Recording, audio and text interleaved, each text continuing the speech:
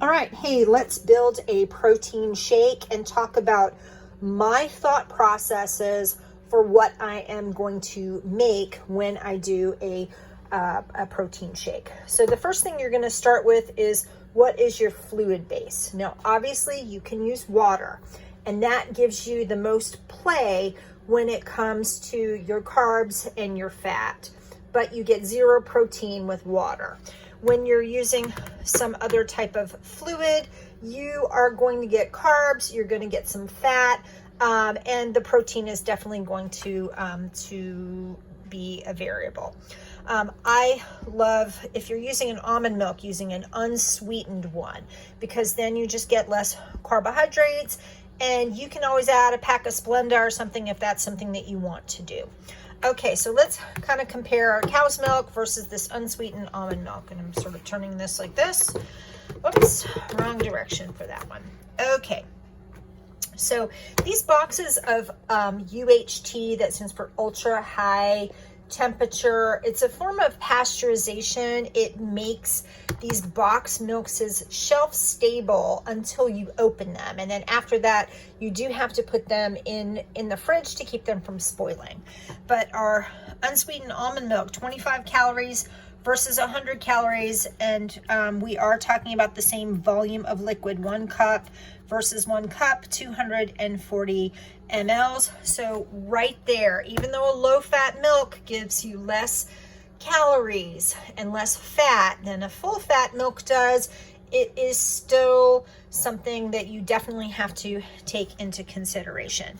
Now, today I'm going with a lower carb day, and so that is going to be kind of my big thing, because 1 gram of fat versus 2.5 grams of fat is like not really a difference there. But the carbohydrates, 3 grams of carbohydrates versus 13, 12, old eyeballs here, 12 grams of carbohydrates. So for the shake that I'm going to do today, I'm going to choose the almond milk.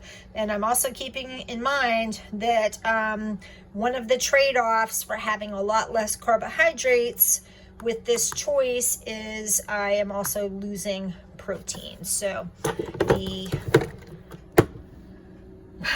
cow's milk we're not going to do today. So I am going to do my almond milk, taking over my my cup here, and I'm opening up my milk, and this conveniently has like little markers, and so I am going to pour until I hit the 8-ounce mark. Boop, right there. Okay, so let's put the cap back on, and let's see what else we have. I am going to put these here to the side. All right, already making a mess. You can't take me anywhere. All right, we'll clean that up in just a little bit. All right, so then the next thing that we're going to do is, well, what kind of protein powder are we going to use? And if we have choices amongst there, what flavor are we going to go with? Again, today I am going with kind of a lower carb option.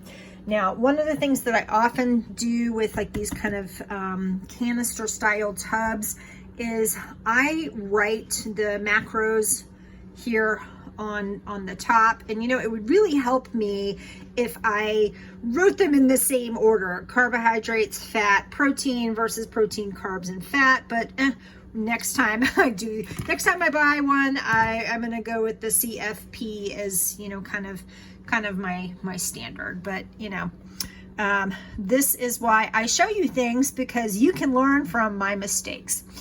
Anyhow, so I have whey. This is a peanut protein powder. I'm not sure if there's any whey that's built in here. This is a vegetarian one. It is a pumpkin seed protein powder. I'm not vegetarian, but sometimes I don't necessarily want the whey protein. It depends on my mood.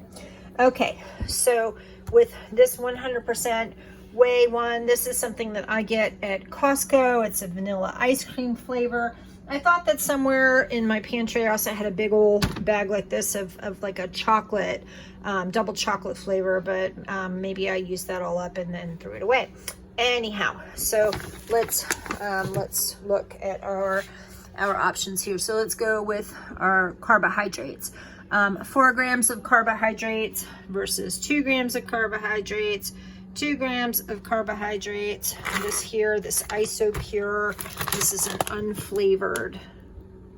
We have 0 carbohydrates. So far that is potentially winning. 5 grams of carbohydrates. And for our pumpkin seed powder, we are talking about 4 grams of carbohydrates minus the 2 grams of fiber. That would be a net 2. So 2 versus 0. Oh, and I also have this little pouch of the Devotion brand. And so let's see what this one is. This would be 5 grams of carbohydrates. So I do want something that's lower. Perhaps I'm going with one of these 2 grams versus 0 grams. Now, if I wanted to use this 0 carb protein, this IsoPure, I had bought this at Target in like kind of like the vitamin health food protein bar kind of area. This is completely unflavored. You can use this to cook with, you can use this to bake with, you can use this as a base of a protein powder. But if you use this as with a protein powder, well, you know, if you're like me, you probably want to add some flavoring.